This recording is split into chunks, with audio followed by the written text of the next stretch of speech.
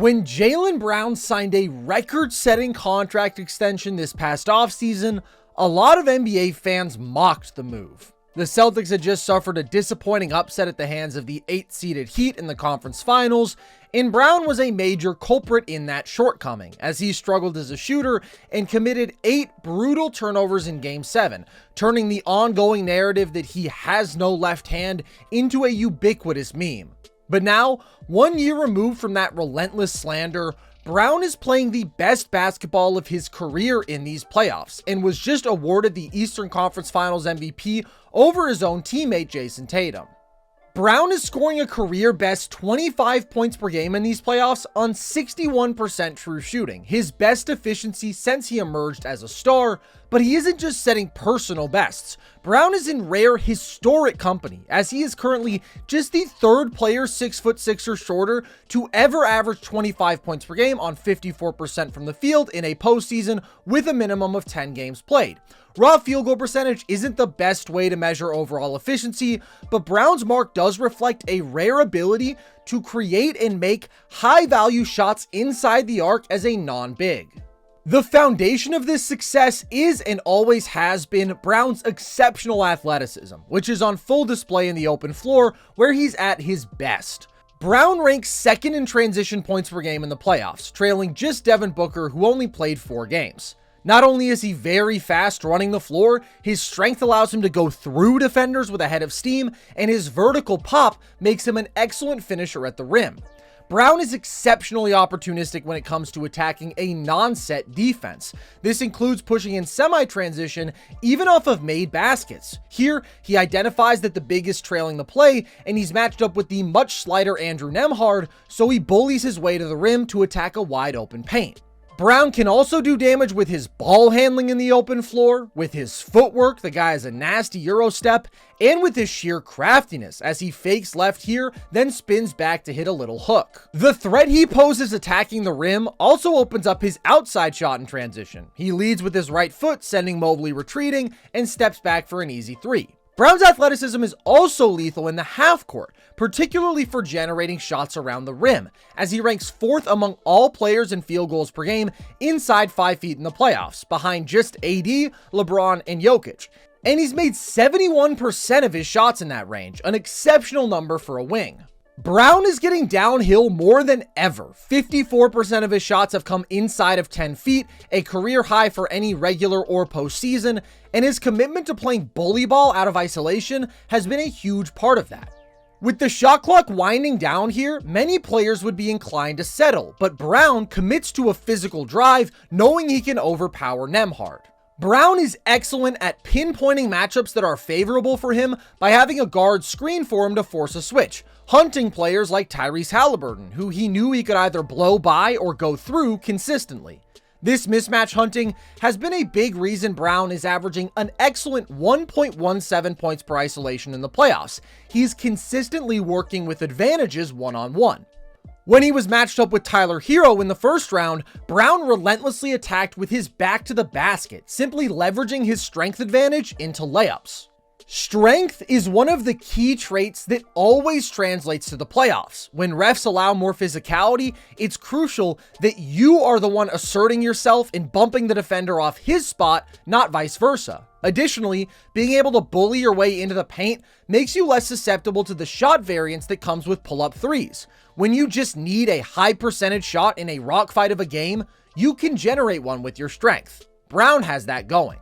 That doesn't always mean a look around the rim. Here, Brown hunts that switch with Nembhard, gives him a couple bumps to get inside the paint, then uses that shoulder to clear a little space and rises up to shoot a short jumper right over him. But strength does certainly make Brown a more effective finisher at the rim. Look at how he goes right through Evan Mobley, who was one of the best rim protectors in the playoffs. And Brown's athletic advantages go beyond his strength. While he can bully smaller players, he's too quick for bigs. This is an explosive cross, and Siakam can't stick with him, and then he's such a good vertical athlete that he finishes against the help. Another distinct strength of Brown's is his ability to play off of 2 feet. He's an exceptional 2-footed jumper, so he can rise up and finish like this over Okoro, but playing off 2 also allows Brown to jump stop and use his crafty footwork as a scorer, instead of getting caught in the air without a good plan. Instead of forcing a difficult lefty finish over Mobley, Brown comes to a two-footed stop, fakes left, and spins off to finish right. He beats Bam off a switch here, but instead of forcing a heavily contested finish, comes to a stop and spins back right. It's a very useful counter to have on drives that a lot of players are lacking.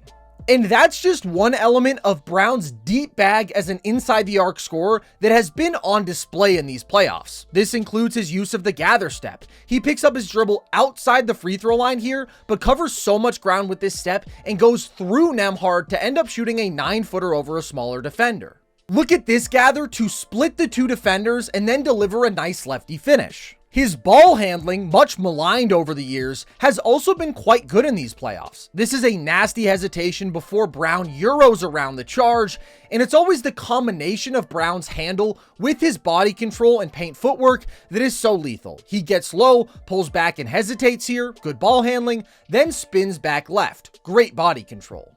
Brown's footwork is nasty, and my favorite move he's used several times in these playoffs is the step through. Brown can sell the threat of the mid-range jumper with a pump fake, then go up and under and cover a huge amount of ground with a step. This turns from maybe a 16-footer into a layup. If he gets that defender up in the air, it's basically an unstoppable move. Brown's footwork also makes him a dangerous player with his back to the basket. He fakes the pass to White, then pirouettes into this turnaround, and he loves using his spins and half spins to get position and then create a little space. The half spin into the spinning turnaround is so tough here, and Brown has shot 9 of 17 on turnaround jumpers in these playoffs. That's 53%. But Brown doesn't always even have to fade away on these ISO jumpers. He elevates so high and his balance is so good that he's comfortable turning to face defenders and shooting over them even when they're up in his airspace. His ability to create a great shot facing up or back to the basket in one-on-one situations, even without his dribble, is extremely impressive. And he shot 49% on two-pointers outside the restricted area, which is a really good number. Considering how raw an athlete Brown was as a prospect, this level of development as a scoring artist is really outstanding.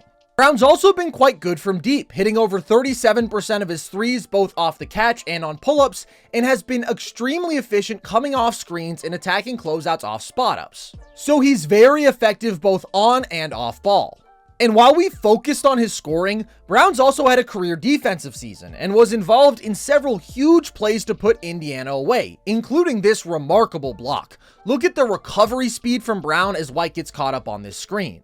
His quickness and strong build makes him quite a versatile defensive player. Capable of sticking with guards or taking on a bigger player like Pascal Siakam, there's really no player on the floor who can ever target Brown. Conversely, Brown can target a whole lot of players defensively. It requires a specific archetype to guard Brown, a big, strong wing. And if you have one, well, you better have two, because you have to guard him and Tatum. And hopefully you don't have weak defensive guards, because if you do, Brown will just hunt those guys. Turns out the Celtics are really hard to guard. Brown's combination of skill and athleticism devastates defenses, and he has actively defied some of the existing negative narratives about him in these playoffs. Brown's ball handling was mocked relentlessly after last season, but it's been quite good in these playoffs, and his turnover rate off of lost balls has decreased by 40% from last postseason.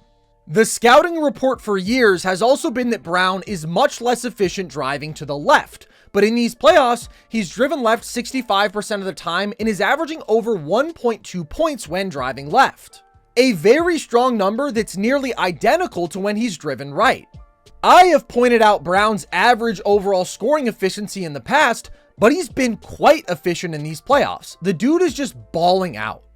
The Celtics dominated the Eastern Conference, but because of the weakness of their playoff path, they've almost felt like an afterthought. Not worth giving credit until they face a formidable foe, but Brown deserves his flowers for being legitimately fantastic. Of course, he's not their best player, and those narratives that start up are always silly. Tatum's advantages as a rebounder and playmaker put him a level above, but Brown has been their best playoff scorer so far this year. The harsh reality for Boston is that nobody's really going to be that impressed until they win it all. It's a high standard, but one they've earned with their overwhelming talent and consistent deep playoff runs.